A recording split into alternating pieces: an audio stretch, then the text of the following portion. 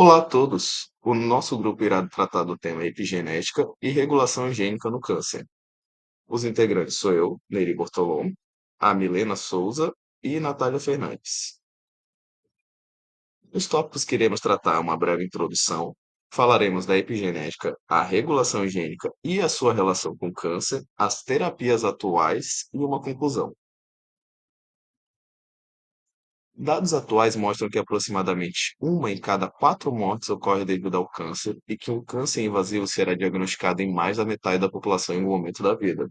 A incidência de muitos tipos de câncer está aumentando, e a maior parte desse aumento é consequência da maior expectativa de vida de nossa população, principalmente pelos avanços científicos na área da medicina. Câncer é um conjunto de doenças que compartilha a característica comum de crescimento celular descontrolado. Isso leva a uma massa de células denominada neoplasia, do grego nova formação ou tumor, sendo que a formação de tumores é chamada de tumorigênese.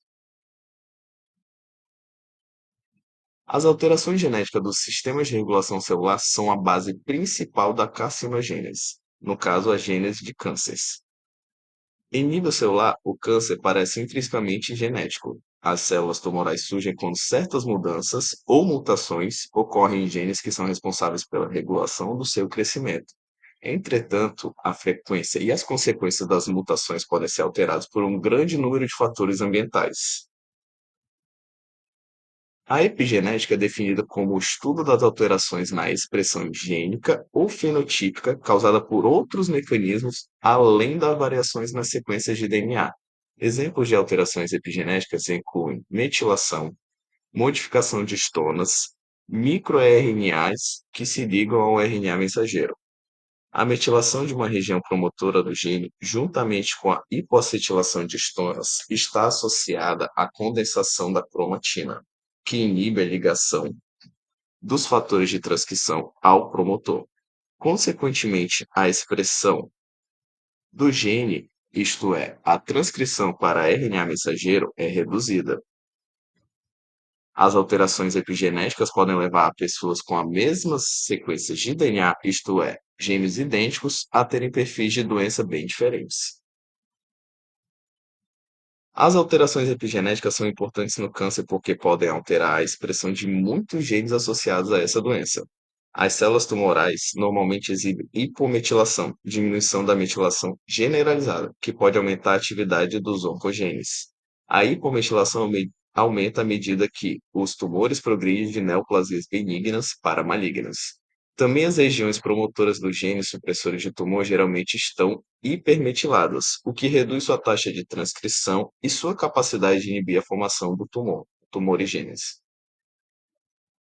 Exceto por meio da terapia gênica, mutações nas sequências de DNA não podem ser alteradas. Entretanto, as modificações epigenéticas podem ser revertidas pela administração de drogas terapêuticas. Por exemplo, a 5-azacitidina, um agente desmetilante, tem sido usada para tratar leucemia e síndrome mielodisplásica. Outra classe de drogas, os inibidores da histona deacetilase, HDAC, neutralizam a hipoacetilação de estonas, que pode silenciar a atividade dos genes supressores de tumor.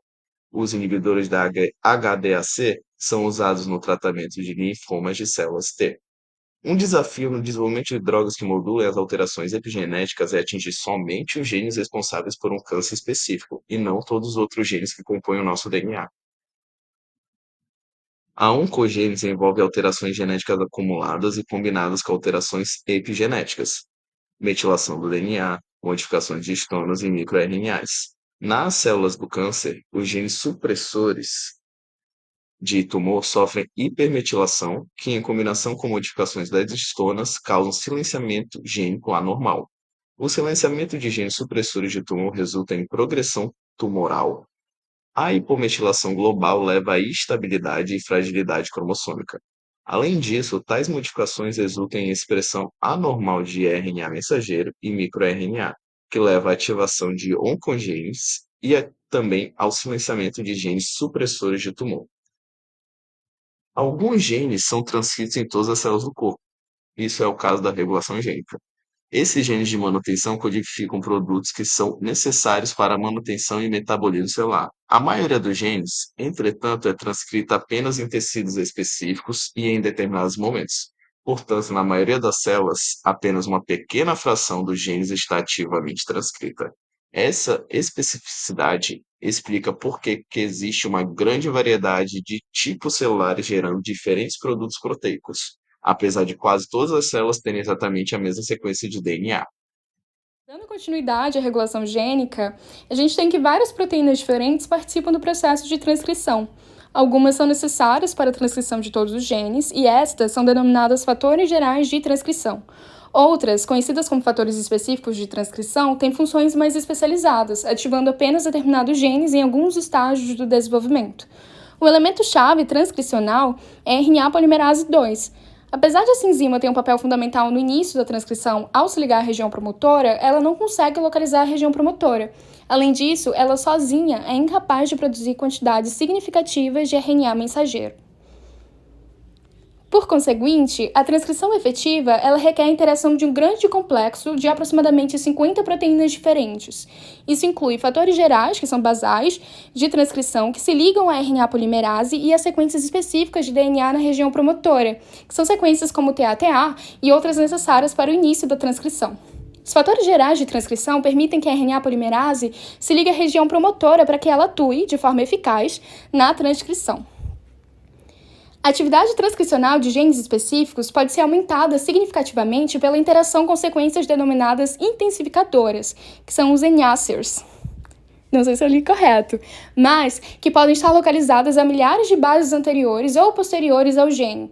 Os intensificadores não interagem diretamente com os genes. Em vez disso, eles são ligados por uma classe de fatores de transcrição específicos, denominados ativadores.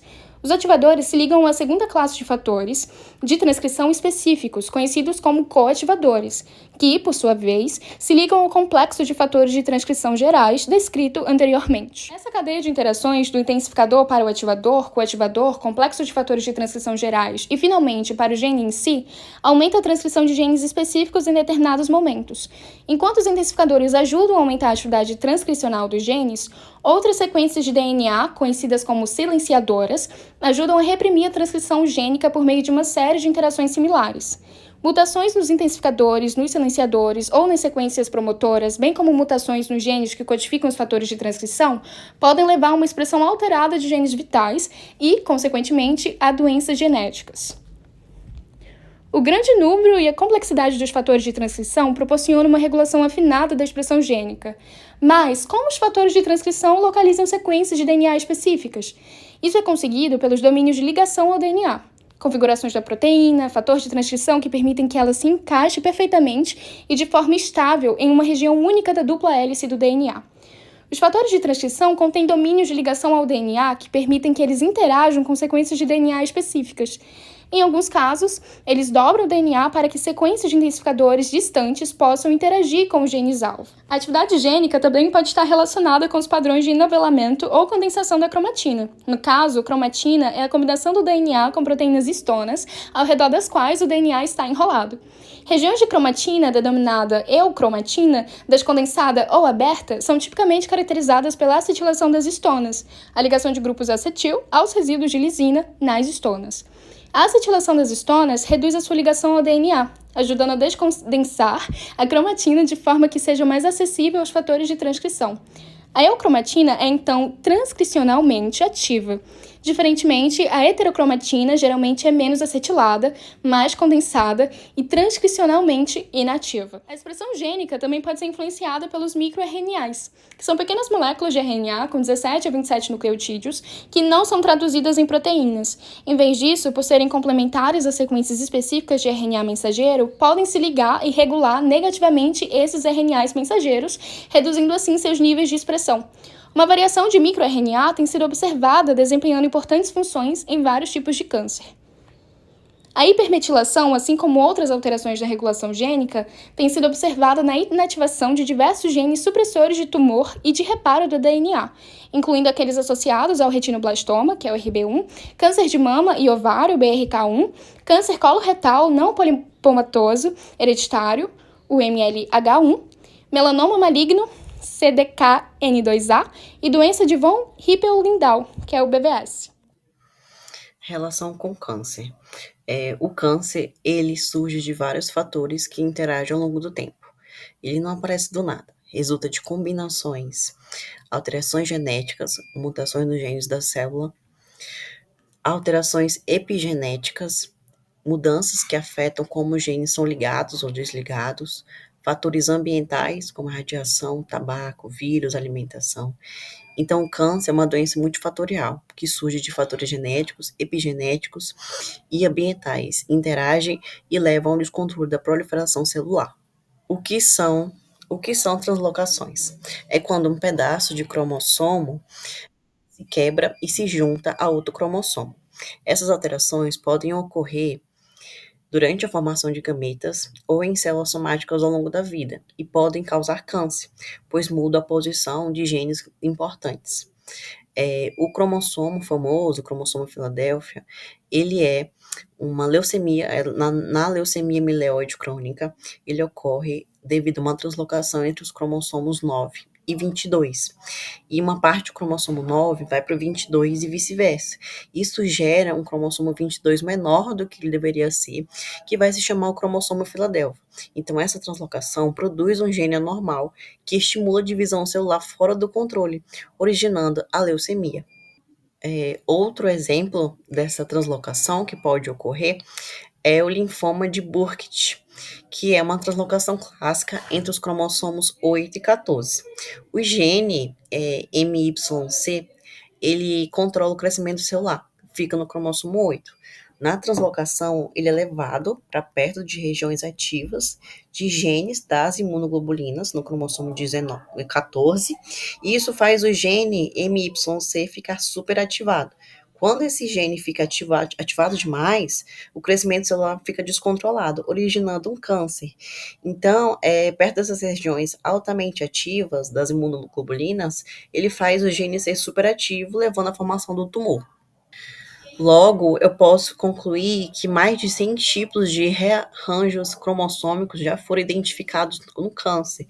Quase todos esses cromossomos já foram vistos em algum tipo de translocação tumoral. Vai reforçar a tese de que o câncer envolve alterações profundas no DNA e muitas vezes as alterações ocorrem em nível cromossômico. Terapias atuais. O que é importante explicar é que a osteogênese imperfeita é uma doença genética que causa ossos frágeis. Ela geralmente está ligada a mutações nos genes que produzem colágeno tipo 1, que é o principal componente estrutural dos ossos.